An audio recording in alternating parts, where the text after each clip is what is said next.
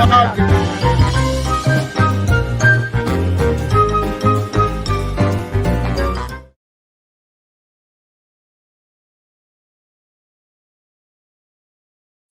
do you say? What do you know? It's the Full Monty Sports Show. It is Monday, December 13th, 2021. I am your host, Monty Perez, a.k.a. The Sports Whisperer. Had a tremendous show yesterday, previewing Week 14. So I want to thank everyone for tuning in. One of our biggest numbers ever, 38 states watched the Full Monty Sports Show yesterday. Thank you so much. Also, thank you for following me on TikTok, up to over, I think, 104, 105,000 views on my sports videos. So thank you so much. Can't wait to get Brad Ward on. Big win for the Browns. Big win for the Packers. Big win for the Vikings with A. So we'll get that to you, get that going in a few minutes. But I just want to talk real quick about the Oregon Ducks. All right. My Oregon Ducks, Georgia defensive coordinator Dan Lanning has been hired as the next coach for the Oregon Ducks. It was announced Saturday evening. In 2018, he was the linebacker coach for Georgia. He served the role of defensive coordinator since 2019. Listen, Lanning is taking over for Mario Cristobal, who is now at Miami. He's 35 years old, and Georgia's defense was number one in the country. 4 yards per play, scoring defense, 9.5 points per game, helped Georgia to be the number 3 seed in the college football playoffs. Look, I don't know if this guy's going to be a great hire. I said on Twitter, I said, oh, I like this hire. And someone said, well, you can't say that if he sucks in 2 years. I was like, he's like, you can't say that. You got to stick with him. And I was like, no, I don't. Let me give you an example. If the Jets go out and get Justin Herbert, right, the quarterback for the Chargers, and they give up a number 1 draft pick and a linebacker, and Justin Herbert, and I say, oh, what a great deal. They're getting this guy. And then Justin Herbert says, hey, you know what? I'm going to go start a dairy farm. And he doesn't want to play. Then it's a bad deal, right? You judge these deals by how they succeed over the long haul. I like the hire, but I didn't interview this guy. From what I've seen, he's a great recruiter. He's 35 years old. Oregon has gone with a lot of offensive coaches, and hopefully he'll hire someone who is super aggressive and move on. But I do like it. I'm very happy with this. It was something that I did not expect. I did not expect for Oregon to get the Georgia defensive coordinator, but the guy seems full of life. He seems like he's full of energy. Everything they're saying is he's an absolute stud recruiter, and the players loved him. You know, look at what happened just at Notre Dame, right? Freeman became the head coach. He was a defensive coordinator. The players loved him. Good for the Ducks, moving in the positive direction. So I'm very happy about that. Okay, my next 2 guests should be very happy. Brad, nice win. Hey. Nice win. How are you guys? I'm fantastic. Doing okay. Doing good. Okay, A-Marie, you know, how does it feel, first off, not to have to worry about a Sunday game? I'm still tired from Thursday. Yeah. But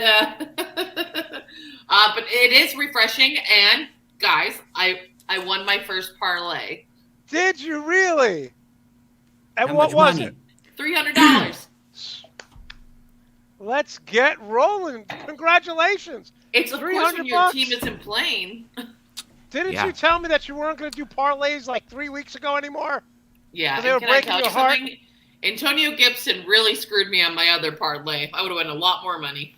Congratulations. Angelina Jolie is giving you a round of applause. Thank you, here. Angelina So Jolie. make sure you say thank you to her. Okay, since we're talking on that subject, I got to tell you, I'm watching this Viking game, and I'm like kind of dozing off, kind of switching around. And then I text my friend, and I said, watch Pittsburgh. Pittsburgh always comes back in these No, games. I called it too, and everyone's like, no. I'm like, no, it's going to happen. What happened? This goes along with coaching, and this has been the ongoing trend. All games have been within 1 score. I don't know what it is about the third quarter either, but you can't have Dalvin Cook rushing for 205 yards and 2 touchdowns and lose to the Steelers. Jesus. But it's our defense, obviously. By the way, guys, if you're in the chat room, there is a poll question: who won Sunday? The Packers, the Browns, the Cowboys. So make sure you fill out that poll question in the chat room. So, Marie, at what point were you like, "Oh my God, we're gonna blow this again"? Well, poor Kyle always has the end of it for me. I literally was like fourth quarter about to turn it off. I was like, this is just like But I also wasn't surprised. I was like, this is just like so unnecessary. But Marie, isn't that annoying that like you have a huge lead, you're dominating the game for almost 3 quarters, and then you're like, I'm not surprised. Like, isn't that annoying as a fan? Yes, it's the most annoying. My team makes me drink. Okay, my team makes me drink. No, but in all seriousness, like we're such a good team, we make no sense. We make no sense. It happened in every game. It happened in every game yesterday, though. Like, literally, the NFL is made for teams to come back. Like, if you get out to a big lead, it's just, that's how the NFL is designed. It's designed for teams to come back and make it close. And those Ravens are the luckiest, I swear, the team. I know they lost, but, like, still. That onside kick was absurd. We'll get to all the games, but, like, one of the things that really bothered me with the Vikings game is, let's be honest here. If he catches that ball in the end zone, it should never have led to that, Marie. And I don't understand because the Steelers have a way of fighting and coming back, but you're controlling the ball. And Clint Kubiak, why are you throwing the ball? Why? And ridiculous plays. Obviously, that play action to KJ Osborne was awesome.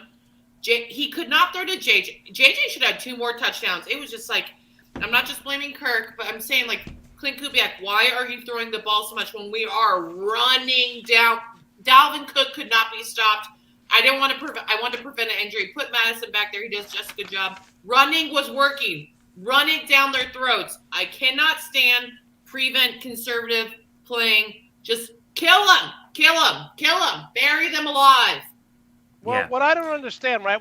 I've been bringing this up a lot lately because, you know, a few years ago against the Ravens, when Tom Brady was with the Patriots in a playoff game, they threw the whole second half. They ran the ball once. It was Tom Brady who ran from the 1-yard line. So my point is Kubiak getting too fancy because he's like, oh, we're running, let's try to surprise them, but they couldn't stop it all game. Dalvin Cook, that was ridiculous. But I hope he tears his pec more. That was insane. Credit to our offensive line as well. But the play calling has been killing me in general.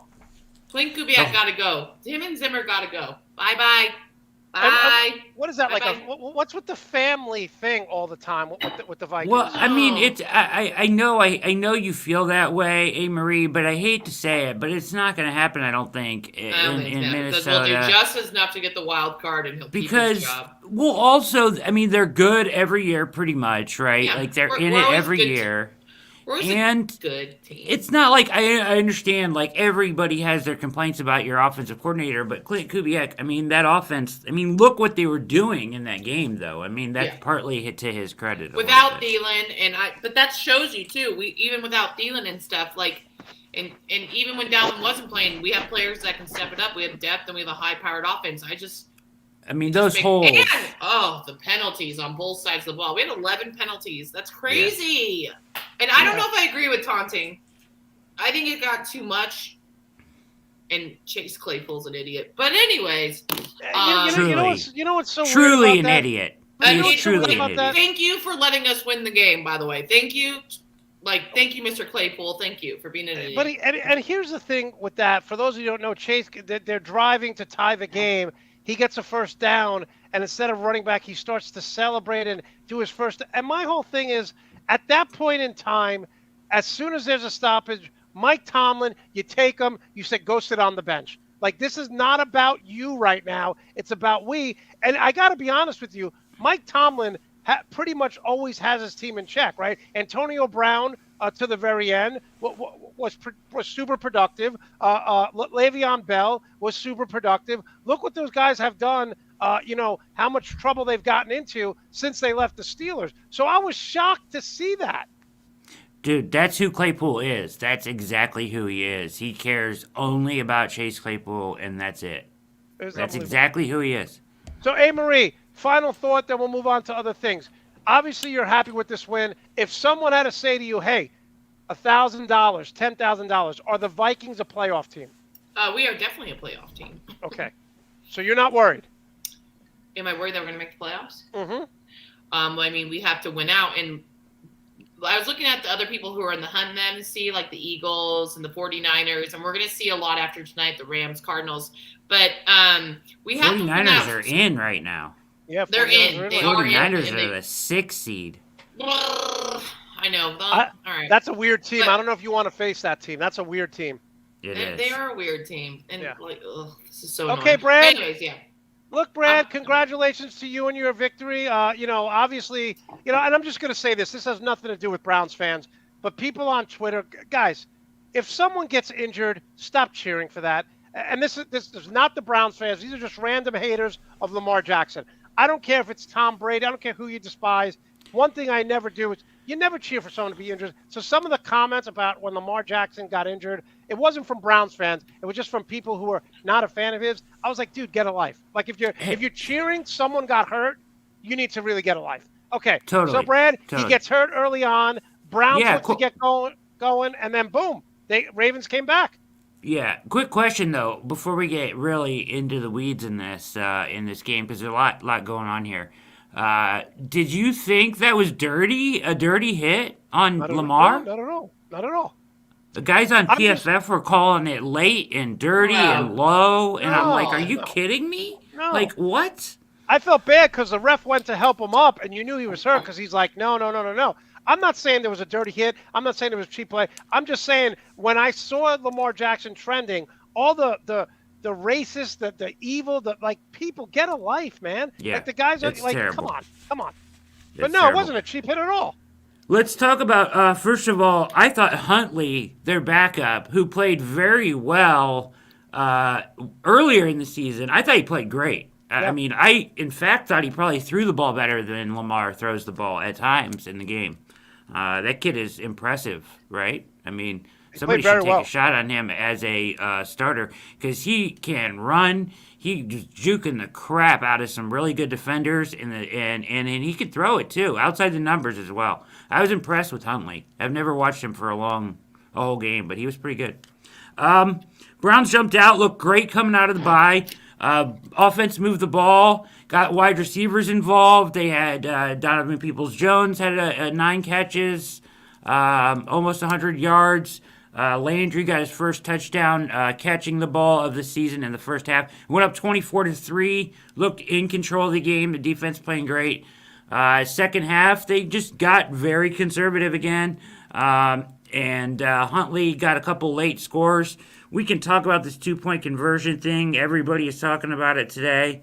Harbaugh's made some weird calls over the last couple of weeks. Well, okay, so here it is, right? There's 2 schools of thought here. And the analytics say when you're down 9, right, that you go for the 2-point conversion there.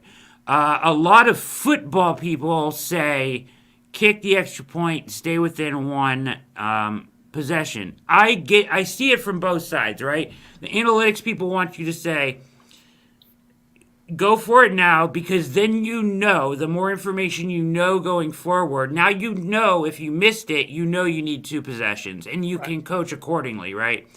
If you kick the extra point, go down 8, and you score with 30 seconds left because you were only playing for 1 possession and you miss it, you never had that opportunity, right? I see that point of view, but I also see the point of view where, I kind of am in this side, right? You save the go for 2, make it a 1-possession game because it changes the way the game is coached. It changes your whole mindset. It changes the way the game is coached by the other team, how you coach the game, and also the surroundings of that 2-point conversion. When the 2-point conversion is to cut it to 7 or to tie the game, I think your team coaches differently in both situations.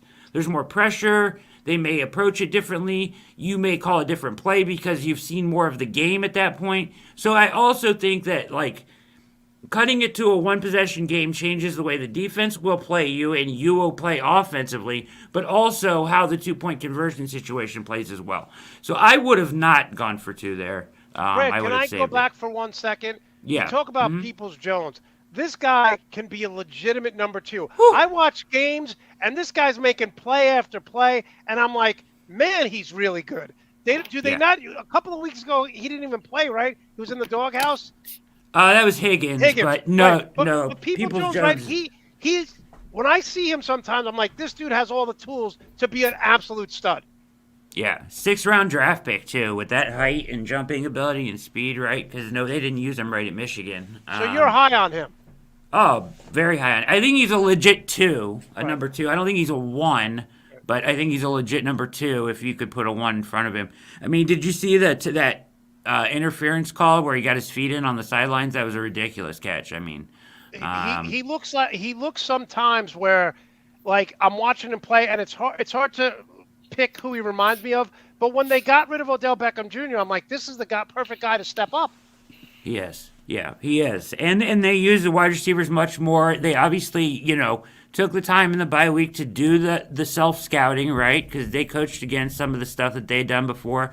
They had the 5-man front that deterred them from running the ball the first time. They kind of had an answer with that as they went jumbo and put a 6th lineman on the field at times in running situations. So I thought the coaches did a good job adjusting, and they won this game like they should. When you have a bye week and you can adjust and the other team has to play, there's no excuse. You should go win that game. Baker played pretty well. The interception was a miscommunication. It wasn't really on him, I don't think, as much, but he threw the ball pretty well. And he feels better than he has in weeks. Like I said, the shoulder's not going to go away, and he's not going to be perfect, but I think that they are legitimately have a chance to get 3 out of 4 coming down the stretch. Well, Brad, and you said before this, hey, man, I want a split. That's all I want, right, between the Ravens. Yep. Yeah, so you got what you wanted. Now, yep. We see the Ravens. God, they're injured. We'll get to the Packers in a minute. Their whole offensive line is injured. Any significant injuries? Anything to worry about? You said they had the bye week. Baker's feeling better. Any report from the locker room regarding for Browns fans as to any major injuries, or is this team finally starting to get healthy? Yeah, I think they're getting healthy. Certainly, you guys saw the defense. I mean, their defense has a chance to be really, really special, and really I think good, they're really coming together. They got back on the field because of the stupid onside kick. They got, the fullback goes to block, and it goes right off his helmet, Clown Town, right?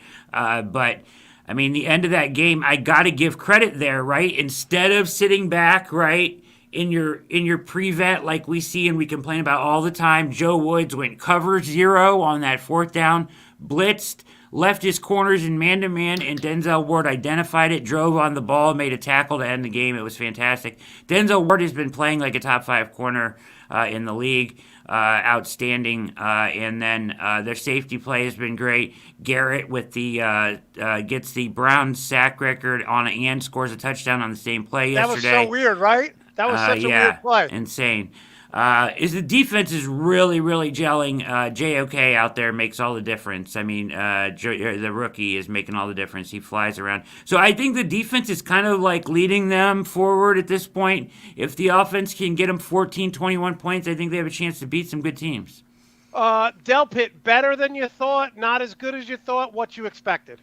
Very happy with it. How he's playing. He's playing very well. I think he's going to be a stud. Yeah. And remember, this is kind of like his rookie season, too. So right, because he was out all last year. Yeah, okay, yeah. Cool. Mm-hmm. All right, Brad, so you're very happy. Let's move to my Packers. Listen, my friend Jared always talks about this with San Francisco 49ers because everyone seems to get injured. Packers are they're injured all the time now. Two of their offensive linemen were hurt. They still don't have the defensive back. I got to give credit to the Bears. They came out flying. They had a punt return. They had a great drive. They had some big plays. But in the second half, and I got to give Matt LaFleur credit, because in his first year, in the second half, and in particularly the fourth quarter, the Packers, even with Aaron Rodgers, were getting outscored. I think the number at one point through 11, 12 games was like 143-59. It wasn't even close. It was almost like an 80-point differential. But he made the adjustments. What's that? Though, when I was watching the game, despite what the score said the entire time, even when it was 24-14 and Fields was scrambling for first downs and stuff, I was like, it doesn't matter. The Packers are still going to win this game. I just knew it. And right? the Packers came out, and Chris Collinsworth's like, oh, Devontae Adams is being locked up after the first quarter. And then you see what. Get out of here. Like, come on, Chris. Give us a break. Chris Collinsworth loves the Packers. No, but he was criticizing Devontae. He's like, I don't know what's happening here. I give credit to the Bears. They don't have the talent. Nagy sucks, but they really played well for 2.5 quarters, and then the Packers came out and took control. I really look at this Packer team despite the injuries, and I say to myself, in the NFC, it is Tampa Bay, not in this order. I think Arizona wins tonight, kind of tipping my hand here. And then it's the Packers, those top three. Do you guys disagree with the top three in the NFC right now? Hey, we beat the Packers. Yes, you did. Yes, you did. I think the Packers like the are Cardinals. 1. I like the Packers at 1, and then Tampa Bay, and then the Rams. Okay, so you're not a believer in the Cardinals. I am not.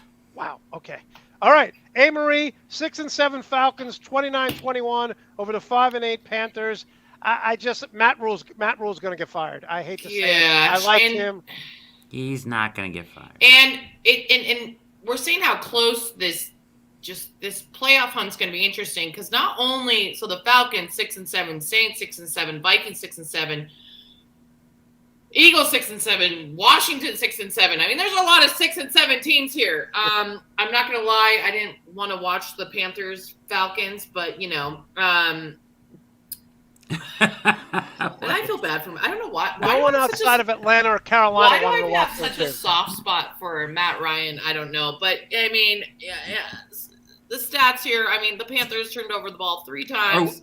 Are we really think Atlanta is in this playoff hunt? Come on, be real. They are not. They have no chance. No, they have no chance. I'm just saying they're second in their division. But, no, it's ridiculous right now. Ugly game in general, but I didn't watch a minute of it, but I watched the highlights and was looking up for you today. Interceptions, these penalties all over the NFL. I can't take it. It is whatever. And breaking news, because I know people don't care about the Vikings, but they care about their fantasy football team. Alexander Madison has COVID, so he will not be playing next Monday against the Bears. You're welcome. Really? Andrea. Wow. Okay, good. Yeah. Good for that. Anyways. Thank you. All right, I just got a text. I was like, oh, man. Brad, I don't want to. Good. Isn't Cook healthy, anyways? Oh yeah, no. I mean, I think so. After Thursday, I was like, dear, I mean, I on the banner, I tried to make him like jumping through the screen. He was so amazing. Yeah. So nobody's gonna play Madison anywa's, right? Because Cook's playing, but so. listen. People let me tell you picked him something. up though. When Cook went down, I started him, and he's a very solid backup. I know he's very good. He's just not gonna. He wasn't gonna get the ball anyways. So Brad, Cook's healthy. The Titans win 20-0 over the Jaguars. The Jaguars are a disgrace, but the Titans have a chance here to be the number 1 seed in the AFC. Yeah, they got the easiest schedule down the stretch, right? That's my they point, really have a cakewalk down the stretch here. And they're very much, you can see, when you watch Tennessee play, you see the components that are like New England, right? They don't care about doing it in a flashy way, right? They're not going to go out of their way to make it look pretty. They're just going to do what they have to do to win and get out of there, right? And that's kind of what they did in this game. They have great defensive line play. They have a pretty good secondary. We know what they do on the offensive side of the ball, and they're still doing. They're scoring enough. This Jaguars team is pathetic. Everybody's. I want to say this, and I know we're gonna get into it later, but Trevor Lawrence and the Zach Wilsons of the world are gonna be fine. They're in bad situations right now. Everybody, calm down, okay? I know he's missing throws, but he's in a terrible situation. Beat up he is gonna be fine, though. He will be fine. This is what happens when you get drafted at the top of the draft and you go to a shitty team, right? Yeah. This is what happens. And we see it all the time, right? So, yes, I totally believe in these guys that still got drafted, that have a ton of talent. You see flashes of it, but they are getting beat to hell. Let's talk Urban Meyer real quick. Off the field this week, on the field at the end, the depressed look on his face. I mean, he's going up to a guy that he knows. He knows Vrabel. Yeah. And he looked like he was a guy that got beat up and his lunch money stolen. He looked pathetic out on the field after the game. He looked like he wanted to be any place else in the world but there. Also, there's leaks coming out, right? And he's complaining about the leaks. And then there's all this other news about how we're hearing that he's, the way that he talks to the coaches, right? He's calling them losers and they never should have been hired here. And he's disrespecting and talking down to all these coaches. And then you wonder why there's leaks in your organization. This dude is done. He's a disgrace. They should have, he has absolutely disgraced the NFL and the position that he held. He should have never taken this job. It has made him look like a buffoon. Well, and I will say this. I say this all the time about jobs, about the White House, about NFL coaches. You want you don't want leaks coming out of the White House. You don't want leaks coming out of your football team. There has never been a leak to come out of the Patriots. I'll give you another example. The Clippers, Magic Johnson, when they wanted to get Kawhi Leonard, posted that he took him out to dinner. Kawhi Leonard and I had a great talk. No one knew that the Clippers were going to get Kawhi Leonard and Paul George. Not one word, because Jerry West was running it, the Clipper front manager. That's an organization, any organization that there's no leaks, I respect, right? You respect it. You keep everything in-house, whether it's your job, the White House, or an NFL coach. The fact that Urban Meyer is calling his coaches losers, I don't care who you are, I would punch him in the face. I would literally punch him in the face if he said that to me and I'm an assistant coach. Because I know, I used to be an assistant coach. You bust your ass. You work your ass off. When the head coach goes home, you're watching film. You're working with players after practice. You are doing everything. And I would say what I would do if these leaks are true and this is what's happening, if I was all those coaches, I would say either you step down or we're not showing up. But something to that effect, because you don't want to let your players down, because one thing, the assistant coaches has a bond with the players because they're the middleman. But if he's calling his head coaches losers, you suck, what does that say about him? He's the leader of the group. He's a disgrace. He's disgraceful to the whole job and the thing. I mean, it's really bad, right? From minute one, it has been a debacle. From the minute he brought Tebow into camp, it's been a debacle. That is correct. It has been. Okay, let's talk about the Chargers over the Giants. Listen, I'm happy with this game because traditionally this is a game that the Chargers, after a big win against Cincinnati, would lose, right? They've been so up and down. They've been so inconsistent. But they played well. They got a big lead. And now they're in position to compete for the AFC West because they play Kansas City Chiefs, a team they beat on the road at home Thursday night. So congrats to the Chargers. Good win.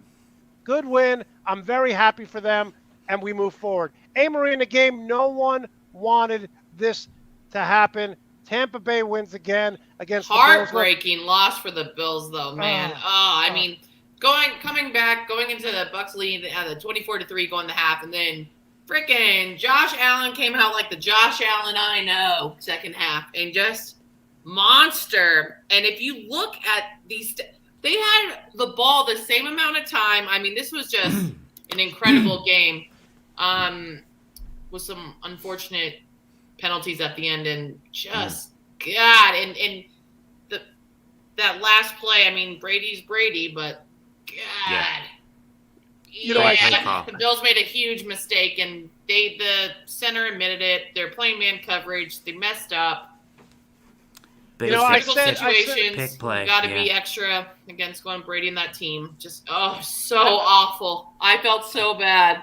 I'm texting one of my friends, and I said, and when the Bills didn't score a touchdown, right, and it goes to overtime, I said, this, like you said earlier in the show, Marie, I kind of expected it. Did anyone expect Brady not to drive him down and get a field goal? It's the same thing in the Super Bowl when they won the toss against Atlanta. You're like, game over. right? Game over. But just a heartbreaking loss because the Bills looked so bad in the first half.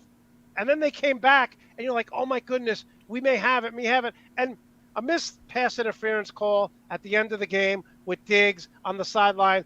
I thought the Tampa Bay defender grabbed him. I'm used to that call. Cost them the game. Let me just say this, though. Like, everyone's like, oh, the refs cheated. Let me just explain this for the casual fan out there, okay? No one wants to see Alabama in the championship game. People won't watch because they're sick of them. If you think the NFL wants Tom Brady in the Super Bowl, people won't watch because they're sick of it. They do not want Tampa Bay. I don't care what people think.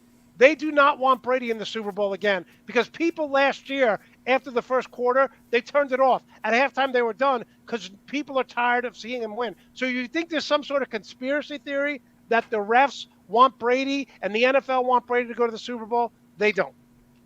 He gets more calls than the other people. I don't know if I agree with that. I don't know Brady if I agree and Rodgers, more quarterbacks get calls in teams than other teams do. Okay, here we go. Couple Topo things. Chico, seltzer water. Yeah. Fantastic. Can't couple win things. A game, especially, great call here, especially if you're playing an elite team like the Packers, the Bucs. I agree with that too. You got Bill's Mafia babe. Who's Bill's Mafia babe? Right here. New to the chat? I think Hey, so. Bill's I think Mafia babe. Welcome. She's been in a couple times. She's good. Okay. She actually posted on Facebook. They did a boat parade for Bill's Mafia yesterday in Tampa. By the way, Bill's Mafia, one of the best traveling groups of people in the NFL. Yeah, I feel kindred. Browns fans and Bills fans are kindred spirits. We feel the same. We've suffered the same a lot. And Vikings. All right. Vikings fans. All right, Bill. Brad. It's good to see you. Hold on. I'm trying to say something here. You guys, you're walking all over me, gentlemen. Go ahead. Go. Ladies. Well, it's good to have Bill's representation in the chat. First of all. Second of all, Bills did not run the ball once with a running back in the first half. Is that real? Like, can they expect to win that way, Monty? Amory, can they really expect to win that way without any running game at all? And I get it. Josh Allen put it all on his back, in the second half, and it was an incredible performance. But they have to tweak something. The Bills were flying high here. They are down to 7-6 with all the other teams in the AFC at this point. And a lot of it is the inability to stop the run and the inability to run the football. What do they have to do? I mean, the only person that can run the football is Josh Allen. What happens with the Bills? Well, I've said this since week one. I don't buy into this team because they're so dependent on Josh Allen. And I'm not going to say Josh Allen is an elite quarterback. He's definitely top 5. But do you trust Josh Allen to outplay Patrick Mahomes, outplay maybe Justin Herbert, or if you get to the Super Bowl, do you trust him to outplay Kyler Murray? Do you trust him to outplay? I would. You would? I would if he had a running game. That's my whole point. They're so dependent on him to just scramble around, buy time, and Josh Allen is a freak athlete. He runs with speed. He's got power. He's totally gotten better every year. But, Brad, this is why I don't believe in them. They don't run the ball at all. Yeah. That's what I'm saying is, you at least have to have the threat of a run. They're running play-action plays and stuff. They haven't ran the ball all game. Who's falling for that? I mean, I don't know. No, you guys know this. I don't think the Bills are legit. I think the Patriots are going to win that division. Okay, Brad, in a game that, again, was weird, Washington football team with turnovers. Dallas defense looks so dominant. What'd you make of this game? Something's wrong with Dak still. I don't know if he's not 100% or he's just out of rhythm or whatever, but he's not playing as well as he did earlier in the year. The Cowboys' offense is out of sync, just in general. When they can't run the ball, Dallas depends so much on. I'll talk about Micah Parsons in a second because he's incredible.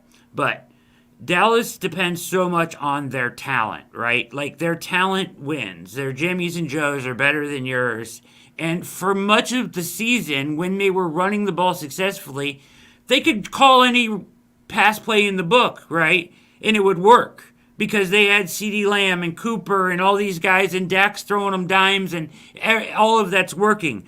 But when the run game gets stopped a little bit and it's not quite what it was, and everything isn't perfectly in sync, you have to be able to scheme up something to work. You can't just call anything in the playbook and let it and it'll go out and work every time.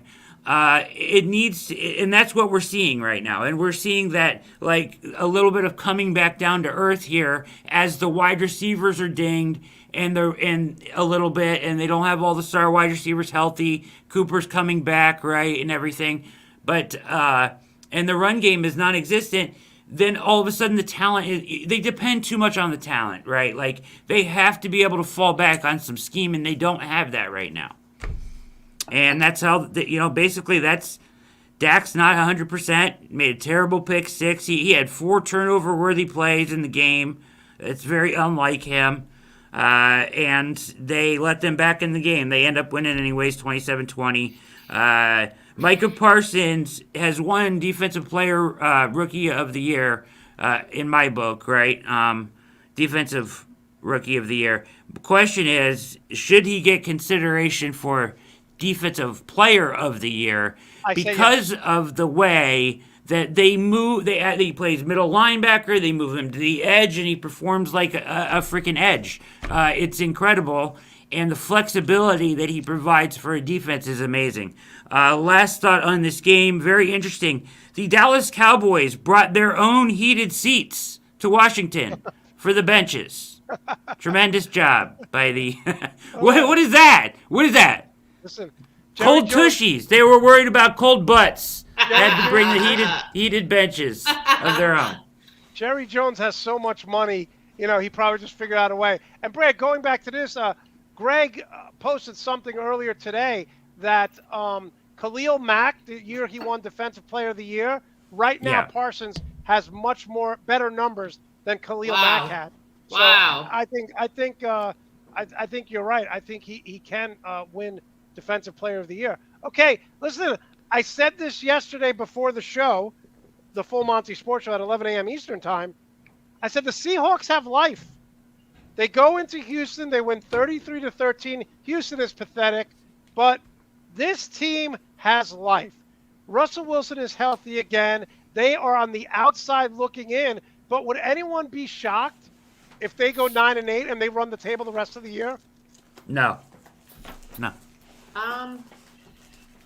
I wouldn't be. Maybe not shocked, but they're a weird team right now too. You can't figure them out. You can't. No. I gotta say, this has been the weirdest year in the NFL. Brad, do you agree? Right. Totally agree. It's it's bonkers, man. You can't figure anything out. Team, there's Week no to week. consistency, and nobody. You're starting to see it now. Some teams are starting to separate, but there's not that separation that we always see. At least it's happening later. Everybody's alive still, right? It's crazy, right? Like, I think 3 teams got put to bed statistically this week, and that's it. So, like, it's crazy. I think give Seattle a shot, too. I will never rule Pete Carroll and Seattle out of anything. They find a way to win games they shouldn't all the time. So I will not rule them out. It has been a hell of an NFL I think season. Houston, the Jets, and Jacksonville have been eliminated from playoff contention. Yeah. So that's about it. All right, Anne-Marie, I don't know what to make of this team because their offense played well, but the Chiefs' defense since week 6 is letting up almost 10 points a game. They have been Chiefs phenomenal. Defense has really turned it around. And like you said, and the Raiders, I know everyone's making a big deal about the Raiders going and stomping on their logo before the game. And then, Josh Jacobs fumbles the first play of the game. Anyways, I mean, are you going to win a game when you turn over the ball 5 times? Is anyone going to win the game when you turn over the ball 5 times? 4 fumbles, 1 interception. That's not good. Marie, Yes. in all these games, the Kansas City has looked so good defensively. Have they really played a good offense in any of them? Not really. No, not really. But they are heating up heating up like they have good timing, those Chiefs. Yeah, they do. You know what I always say, Brad? Because when people say that, I said, I get what you're saying, but if you're letting up less than 10 points a game since week 6, you got to figure at the end of the game, because you're blowing teams out, the defense is going to let up a little bit. We talked earlier, everyone always comes back. So that's why I understand you can't say they played an elite team, but they're playing the teams on their schedule, and they're not giving up a late chippy touchdown at the end of the game either. Hey, let's talk about the Raiders for a second. So they didn't they play each other like 2 weeks ago? Yeah, Isn't this a couple one of weeks those? ago, yeah. Yeah, like all right. Anyways, they played each other recently. The Raiders literally played the exact same gameplay. Like what? You can't. I mean, you just played them. They literally rolled the ball out there and said, "Let's run it back." Same game plan. Come on now, that's ridiculous.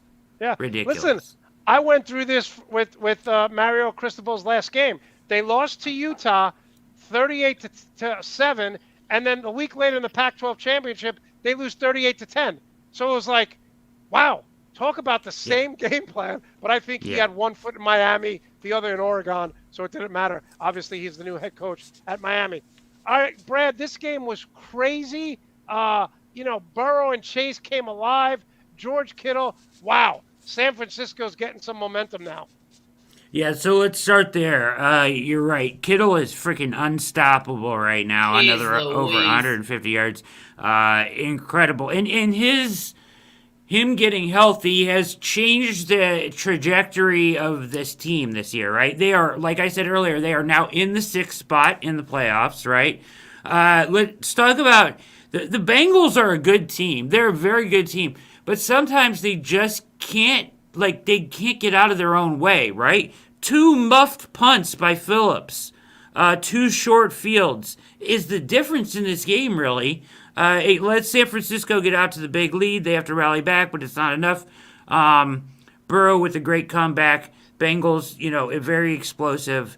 You got to give credit to Jimmy Garoppolo, who is throwing the ball better than I've seen him throw it in weeks. Throwing outside the numbers accurately. I thought he has commanded that offense well. Compared to the beginning of the season where I said it was very gimmicky, you're now seeing Kittle make all the difference, and they don't look as gimmicky. Deebo Samuel is a beast. And the one thing that they find a way to do, and you got to give credit to Shanahan, is he knows how to get his talent, the football, in good spots. And he just continues to do that for them. I like San Francisco's momentum right now. I like them. I would not want to play them in the playoffs. I think you said that earlier, Monty. I think Cincinnati's a playoff team as well. I'll be honest. I think Baltimore is so beat up. If you talk about the AFC North, I think they're so beat up right now that I like the Browns and the Bengals to fight this out to the end here. And it's kind of a contest of who can get out of their way for the fastest, right? Like, they're their own worst enemy, both teams. So. 2 quick points on this. First, Brad, you got to be loving life because the Ravens lost to the Browns, the Steelers lost on Thursday, and the Bengals lost to San Francisco. So it was a clean. It was a I was sweep throwing things when the guy missed a field goal before overtime. I was throwing things, but then they turned around and pulled it out. Hey, man, Garoppolo is throwing the ball pretty well. You got to get. I mean. There was a lot of people who were like mail in the season earlier. Let Lance get his, let him take his lumps, and they didn't. And good thing they didn't, because look at him now. No one is talking about Trey Lance right now out of North Dakota State. But I will say this: everyone talks about Rob Gronkowski. Kittle is a devastating blocker. It is having an extra offensive lineman, and he just runs great routes. He has great hands. Over the last 2 games, I think he has over 300 passing yards and 3 touchdowns. He is just so important to this offense for blocking in the running game, and you can't double him over the middle because then you have Deebo, and Ayuk has come out of nowhere now, who was Mr. Potential. He's starting to play to his potential. Somewhat. I would not want to play them. All right, let's move finally to the Jets. They lost 30-9. Poor Jets. Listen, Brad said it earlier. I'm not going to kill Zach Wilson. The team sucks. I'm waiting for it. I was waiting for it all day. I got everything written down here. I was waiting for you to come after Zach Wilson. Let's talk. He was throwing, so he had some incredible throws in this game. He had some huge wow throws. He also missed some, but this kid has huge potential. He has athleticism. He has a huge arm. I like him. I know you don't, Monty. I like this kid. He's their guy. Okay. Okay. He is their guy. If he's their guy, they're never getting out of the AFC East. They have. He had 5 drops yesterday. His best target is some dude named Braxton Berrios. It's freaking absurd. Like, come on, man. He gave him a chance. He kept him in the game against the 12th ranked defense in the NFL. The Saints have a good defense. He is learning in a terrible situation, and he made some incredible plays yesterday. I can't believe that you won't give this kid any credit or say like, hey man, oh yeah, he has shown some potential. He could be a good NFL quarterback. You give him nothing. You give him no inches. Here's why. It's the Jets. And year in but and that year but out, that has nothing to do with him. It does. He's not going to succeed there. He may succeed when he leaves. Listen, all the higher grades, okay, whatever you want to say about him, all the higher grades for what's the guy from Carolina? The Jets used to have him. My boy, who's hurt now, the quarterback. What's his name? From USC. Darnold. Yeah, Sam Darnold. He had higher grades, and I said the same thing about Sam. I said he's not going to succeed. It's the Jets. They're Jets in a division. Quarterbacks. They're in a division with the Bills, with the Miami who's surging, and with Bill Belichick. Every team gets better at some point. Well, Brad, I know you know the suffering because you've been a Browns fan, and they're good right now. But I haven't seen until the Jets get a new owner. I'm never going to believe in that team because it's when like was the the Knicks. last time they made the playoffs? It wasn't that long ago. Rex Ryan. Ryan. Yeah. By the way, did anyone see Rex Ryan on ESPN say, because they were talking about Aaron Rodgers, and Rex Ryan said, I'm an expert on toes. Because remember that scandal? He had all pictures. He has a toe fetish. Yeah, he's a clown. freak. He's such a clown. There's nothing wrong with the freaks. Just to recap the Jets, the Saints are back in it now too, right? I mean, the Saints. Another 6-17. Yeah. Ridiculous. Yeah. None of these teams have any business being in a playoff race. It's absurd. The Saints, the freaking, come on. The Vikings do. The Vikings are a much better team than any of these other 6 and 7 teams. Thank you. It is true though. All right, we did the NFC earlier. Give me your top 3 in the AFC. I'm going to go Chiefs, Patriots, Chargers. In that order? In that order. You don't like the Patriots the best in the AFC? No, I like the Chiefs the best right now. Really? Yeah. That's surprising to me, Monty. I'm going Patriots, Chiefs, Colts. Ooh. I'm not just saying that because of my homer, and I want to. Is your man writing you notes right now to say Colts? No. I've had to watch this team very closely. Colts? I think they're a scary team. Yeah, scary, but third best in the AFC. Yeah, why not? I'm going for it. Go for it. Brad, what do you got? Who did you have as third, Monty? I have the Chargers as third. You're crazy too. I got the Patriots 1, Chiefs 2, Titans 3. You believe in the Titans without Derrick Henry? I do. Okay, Oof. fair enough. Listen, we're not here to agree. We're here to just give our opinions for what I like it. Yeah, Hey, it'd be boring if we all agreed. Do we really? But I'm going to just kind of say that. Okay. The Colts, okay, they're 7-6, right? The Chargers are 8-5. I can buy that a little bit more, but they're going to lose on Thursday night to the Chiefs. Let's be real.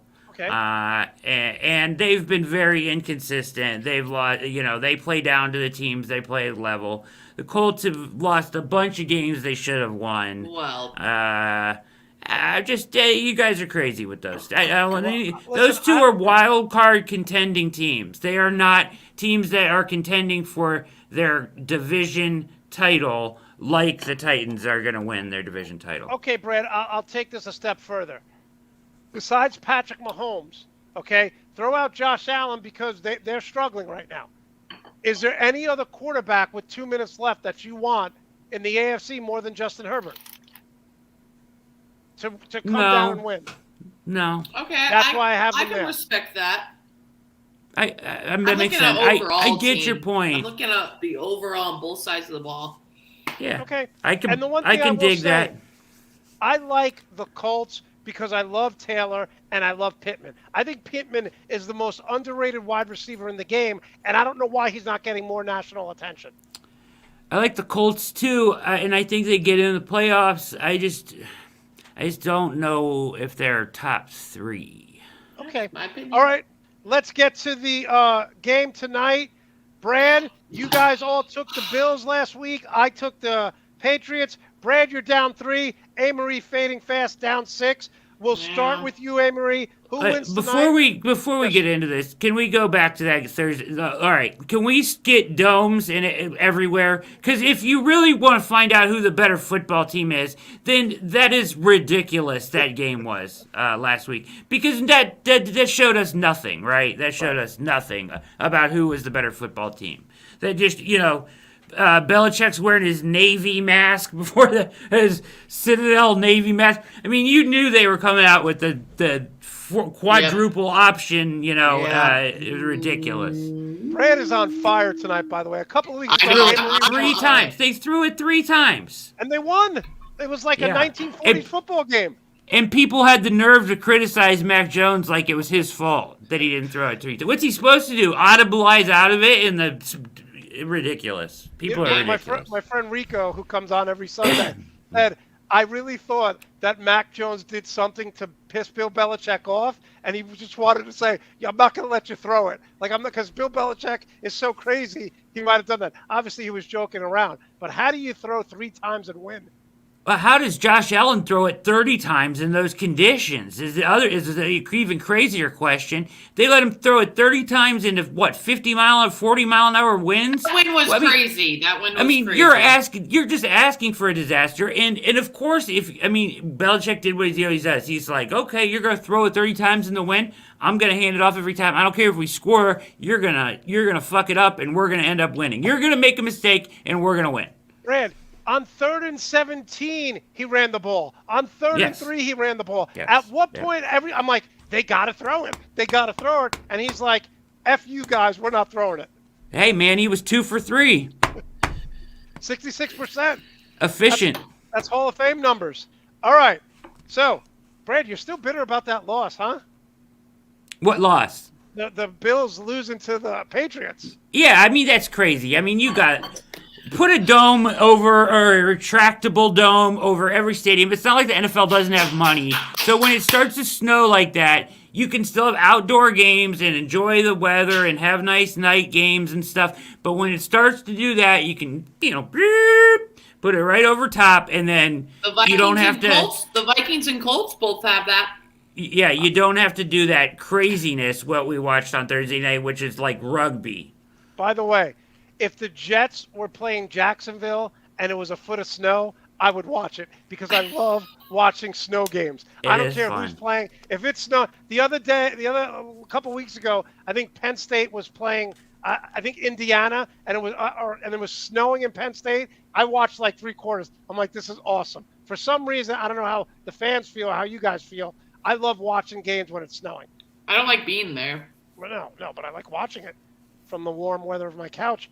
Okay, so Brad down 3, Amory down 6. We'll start with you, Amory. Who wins tonight? The Rams. Cardinals. Okay, and give us a score here. Let's go. I think it's gonna be high scoring. I know I'm gonna be though. Okay, let's do 31-24 Cardinals. Brad, who do you got? I'm picking the Rams in this game. I already gave my hand away earlier when you guys were, you guys are a couple of Cardinal lovers, both of you guys. I think you wrote an article this week about how great the Cardinals were, didn't you, Monte? Yes, I did. Thank you. I think we're going there for Christmas. Yeah. To watch Cardinals Colts. Who, Cardinals. you and wow, Monte? that's a nice trip. Kyle. Oh, you, Kyle, and Monte are going to watch the Cardinals. Okay. I'll be there in spirit. On Christmas.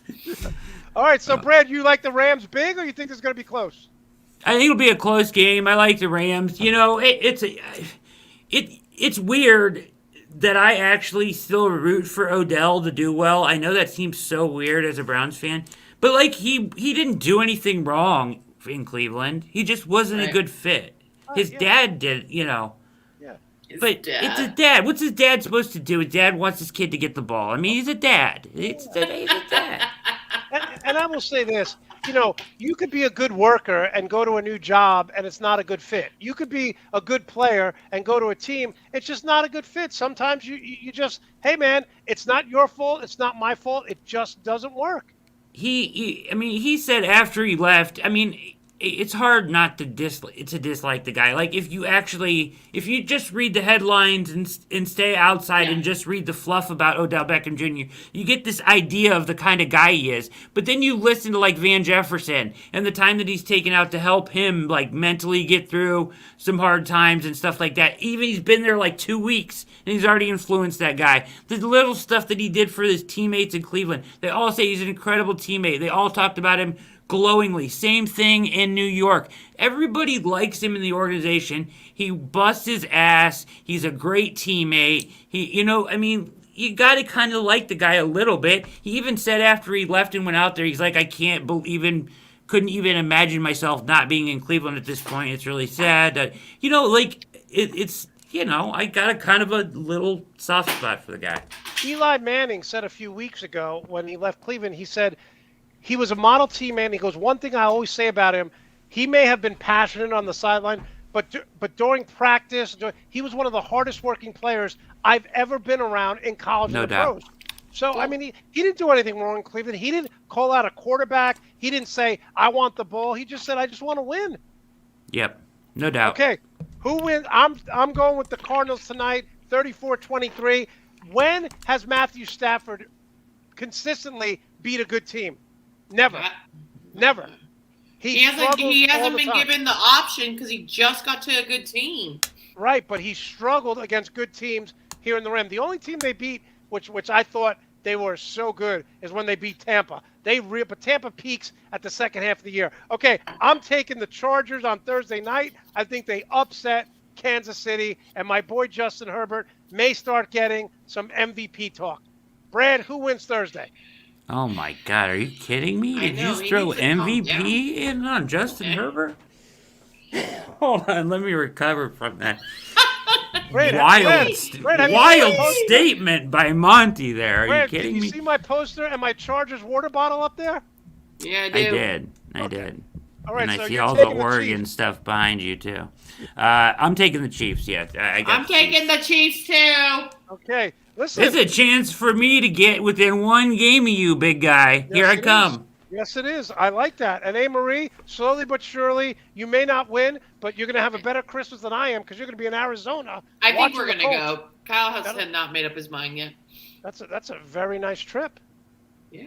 It's a 6-hour drive from us. Must be nice to, just make up your mind and go to Arizona for Christmas when you're only 10 days away. Must be nice, Marie. Marie's a rock star. Marie, what's your radio schedule like during the holidays? Do you guys get a long period off? We're not off. I'm there Christmas Eve, and then we're off. I'm off for like 3 days. That's it? Mm-hmm. Okay. All right. Did you see this? What Andrea said down below? Stafford has declined because his wife stopped traveling with him. Is that true? I have no idea. Listen, Andrea's pretty on point on most things. So, yeah, that could be it. If that's true, tell her to get her ass on the plane. Yeah. Those are nice hotel rooms, man. Come on. You know that Doug Christie's wife, the former NBA player, his last 2 years, she traveled with him because he felt like when she was at the games, he played better. So that's cute. What she did. Yeah, so that's what she did. She went to every game. He paid for it, and she went to every game. Everybody's different like that. Some professionals are like, they want to have that like a separate part of their life. Like they don't want their family to be at the game. They want them to stay home, not travel. It's weird. Everybody's different like that way. Oh, I don't like stand up. I don't like when people come. My closest friends, I hate it. Totally. Yeah. I get know. that. I know with stand up, I used to love my family there because at least they're going to start laughing right away. They wouldn't heckle me, although my dad did one time, so I don't know, how that worked out. But Gus Farrat, interestingly enough, said that he liked when he was away more than when he was home because what happened when he's home, he's like, it was so much pressure on my wife because she had to get Distractions. the tickets. People would fly Yeah. in to see him, and he's like, and I felt so bad for my wife. At least when I'm on the road, I wouldn't have to worry about. Oh, I felt bad for her because she was going through so much to organize the tickets, people coming into town. She's got to go out to dinner with them, his family. So he said it was super stressful to play at home sometimes. Yeah, and when a team goes on the road too, there's kind of a us against the world mentality that oftentimes I think helps teams, especially when there's a lot of like drama or noise going on at home around the team. We've found that out with this Browns team has played well on the road at times this year because they get out of this city, which is full of crazy people. Yeah, that's a good point. Okay, Marie, how can we follow you? Tell us where we could shout out. And is your Twitter following still going up? It's still going up and up and up. It's at Part Time Bro on everything. You can catch me on Sports Animal. It's a free app. You can listen anywhere in the world. And I'm on all platforms as Part Time Bro. Monday through Friday, 7 a.m. to 10 a.m. Woo! All right, Marie, thanks so much. We'll see you next week.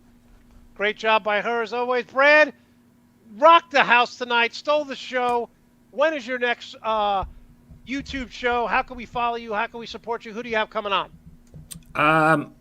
Don't know who I have coming on, but we're firing up the playoff machine again on Thursday. We did it last week. It's awesome. It's pretty cool.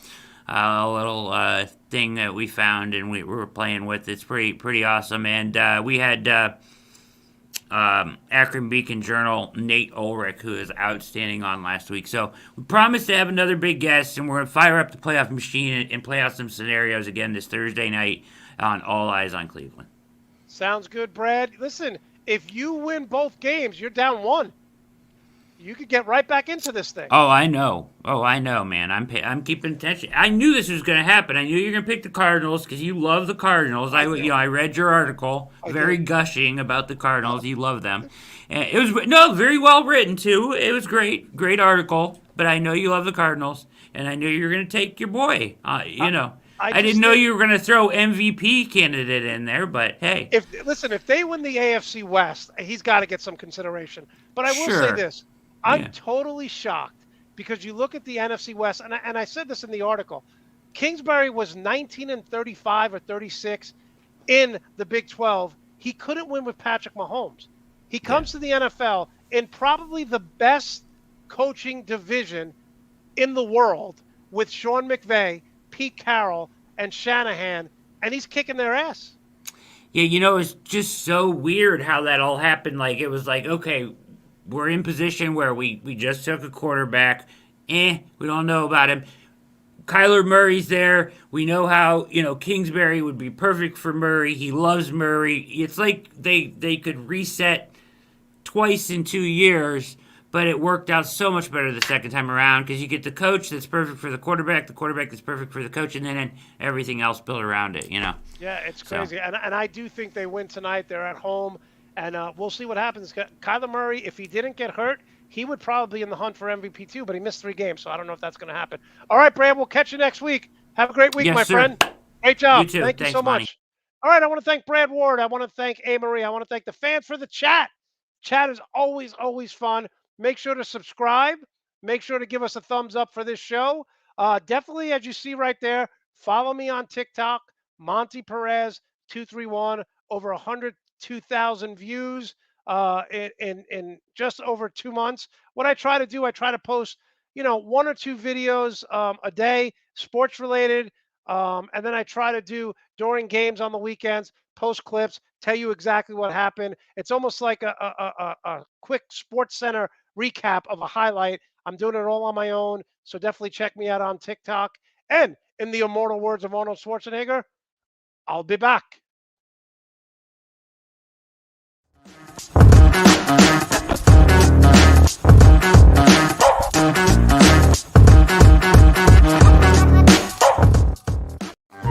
have a record that will never be broken.